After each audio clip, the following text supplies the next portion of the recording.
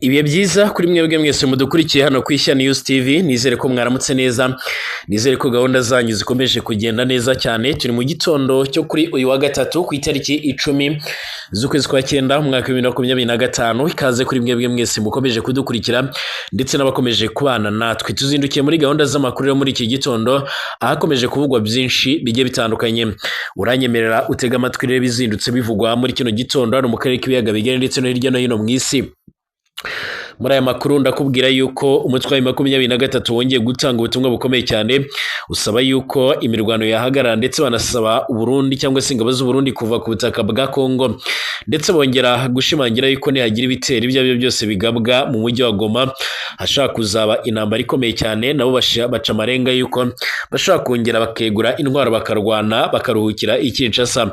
Ibi kandi bibaye nyuma y'uko mu minsi ishize aribwo General Emmanuel Sultan Makenga yaciye amarenga ko bashaka kwigarurira ibice bigiye bitandukanye nka Kisangani ibarizwa mu ntara ya Chopo ndetse na Kindo ibarizwa mu ntara ya Mainema ndetse na Crimea ibarizwa hano ku kiyaga cya Tanganyika, nk'uko amakuru akomeje kugenda tugeraho abivuga.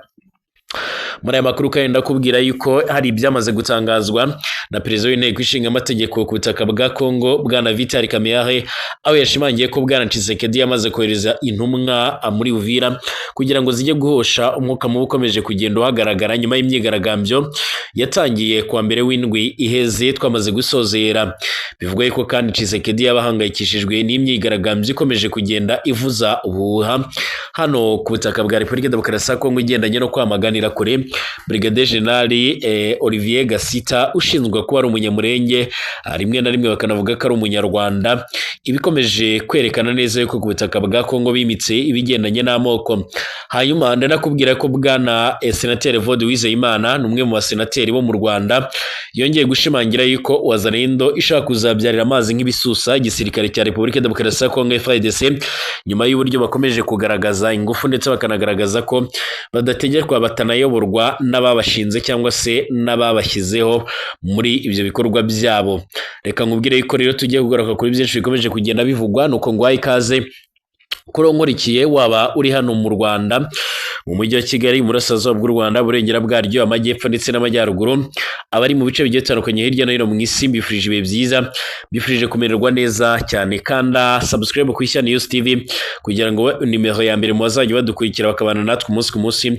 Tanga igitekerezo kandi like amakuru n'ibiganiro byacu bisangize ku nshuti zawe. Twibanda kuyagezwa ari kuvugwa mu bigendanye n'umutekano, politike, diplomasi ndetse n'ibindi bigiye bitandukanye.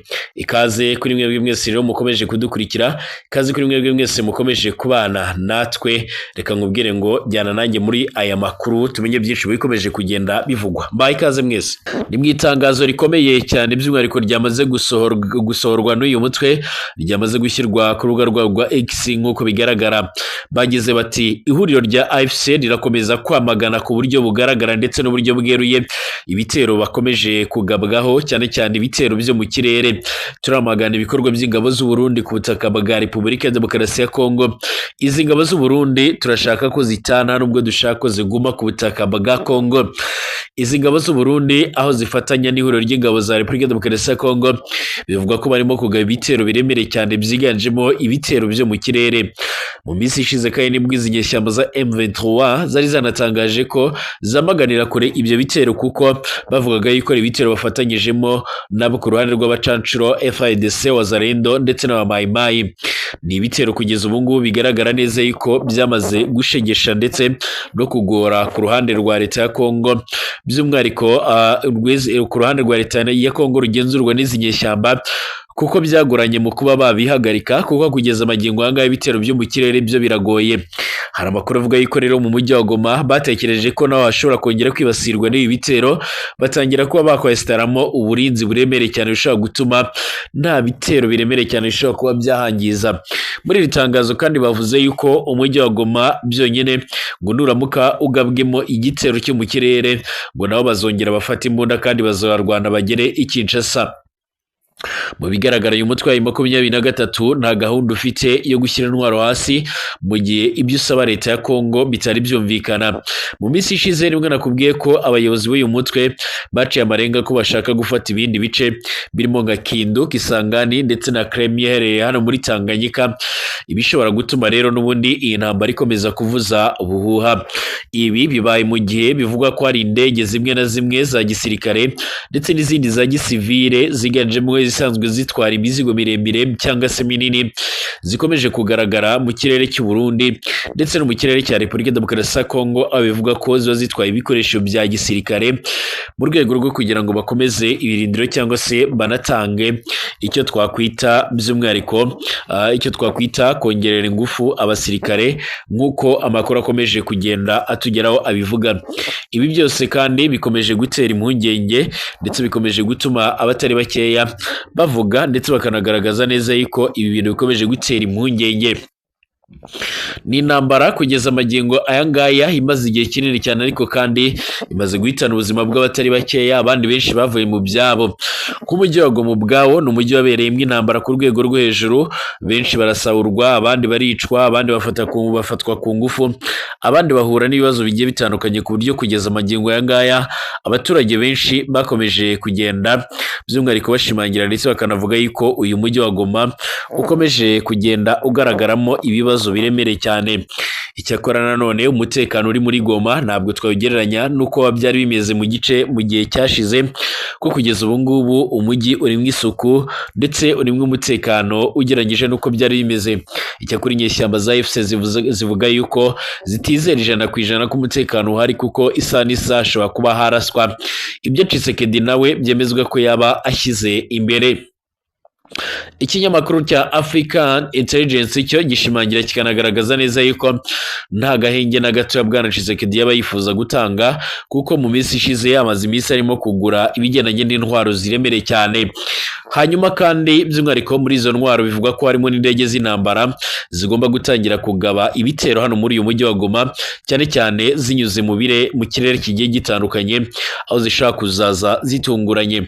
Hanyuma kandi ihuriro rya AFC nk'uko bikomeje kugenda bigaragara, naryo rikaba rikomeje gushimangira ndetse no gutangaza neza yuko ryamaganira kure ibitero ibyo byose bishobora kuzibasira iki gice cyo muri Goma cyangwa se ibindi bice bigenzurwa nabo. Hanyuma perezida w'inteko ishinga amategeko ya Repubulika Demokarasi ya Kongo Bwana Vital Kamerhe yatangaje ko perezida Félix Antoine Tshisekedi Tshilombo w'iki gihugu akomeje guhangayikishwa cyane n'imyigaragambyo ikomeje kubera hano muri uyu mujyi wa Uvira. Bwana Kamerhe kandi yabitangaje kwa mbere nyuma y'inama yamuhuje na Tshisekedi, perezida wa Sena Samal Konde ndetse na minisitiri w'intebe Madame Judith Suminwa Turuka. Nk'uko bigaragara, imyigaragambyo ikomeje kubera mu mujyi wa Uvira wo mu ntara Kivu y'Amajyepfo, iri mu ngingo iyi nama yibanzeho cyane mu rwego rwo hejuru. Bwana Vital Kamerhe yavuze ko Bwana Tshisekedi ahangayikishijwe n'iriya myigaragambyo, ati umukuru w'igihugu ahangayikishijwe na biriya bintu kandi ari gushaka ibisubizo biciye mu ntumwa rero z'abagize guverinoma zoherejwe muri Uvira mu rwego rwo gushaka igisubizo cya kiriya kibazo. Bwana Vital Kamerhe kandi yatangaje abagize itsinda ry'intumwa Tshisekedi yohereje muri Uvira mu rwego rwo guhosha umwuka mubi ukomeje kuhagaragara kuva ku itariki ya 2 Nzeri muri uriya mujyi wa kabiri cyane munini mu ntara Kivu y'Amajyepfo, uri kuberamo imyerekano ikomeye cyane yo kwamagana Brigadier General Olivier Gasita.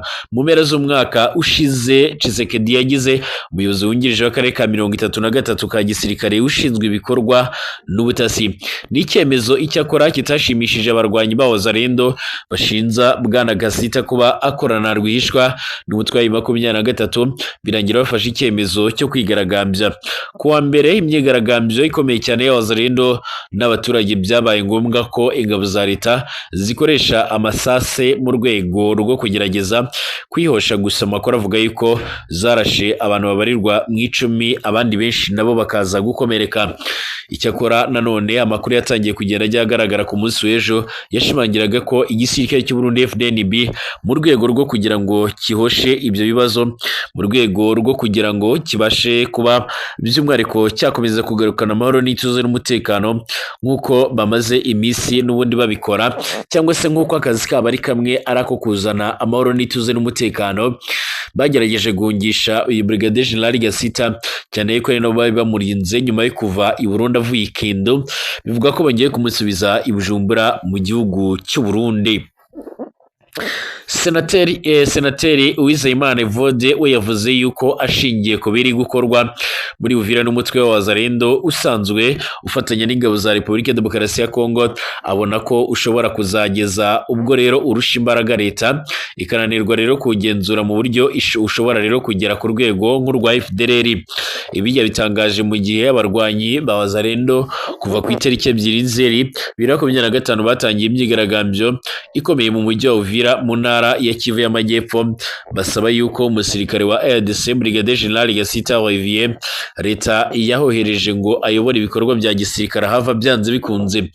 Wazalendo kandi ivuga ko uwo musirikare ari umunyarwanda w'umunyamurenge, ndetse ibyo byaje gutuma irasana n'igisirikare cya leta ya Kongo. Mu kiganiro Senateri Uwizeyimana Evode yagiranye na Mama wa Gasabo TV, yavuze ko Wazalendo nk'ihuriro ry'imitwe yitwaje ibigwanisho ryarashinzwe na leta, ariyo rero yagombaga kuyiha amabwiriza igenderaho, mu buryo rero kuba uyu munsi iri gukora ibyayo atari ikintu cyoroshye cyane.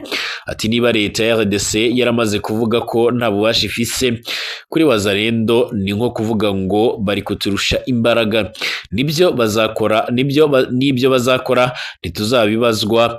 Kuba rero Wazalendo ishaka no kwirukana ingabo z'u Burundi ziri ku mupaka, ntabwo rero byaba bitandukanye no kwirukana FARDC, kuko izo ngabo z'u Burundi zaratumiwe ngo zize gufatanya n'iza leta ya Kongo. FARDC yavuze ko ikibazo cya Wazalendo na FARDC kitoroheye RDC ku mwanzuro ishobora kuba yagifatira, kuko rero ari nko guhitamo hagati y'ibi bibiri.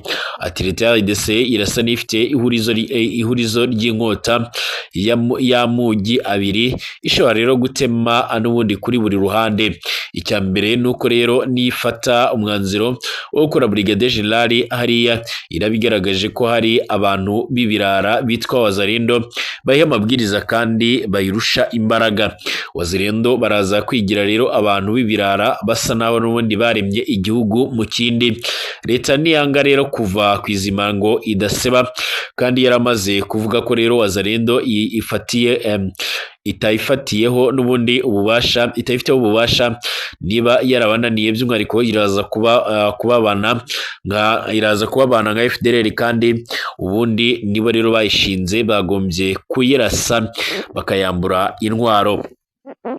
Yongeyeho ko kandi kuba leta ya FARDC yakomeza guhangana na Wazalendo muri Uvira nabyo rero biteje ibyago, kuko ubuzima busa n'ubwahagaze muri uwo mujyi, ku buryo rero nabyo atari amahitamo akemura ikibazo ubuyobozi buhanganye nacyo nk'uko bigaragara.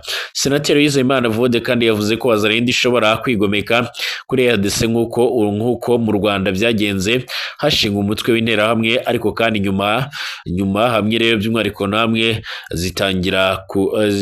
zitangira kudakurikiza amabwiriza zahabwaga na leta, kuko rero ngo guha abarwanyi nk'abo rero intwaro baba batamenyereye imyitwarire ya gisirikare ndetse no gukurikiza amabwiriza ari ikintu kigora cyane. Yagaragaje kandi ko ibyo Wazalendo iri gukora bishobora rero kuzavamo ibyaha by'intambara, kandi ko ADC yabibazwa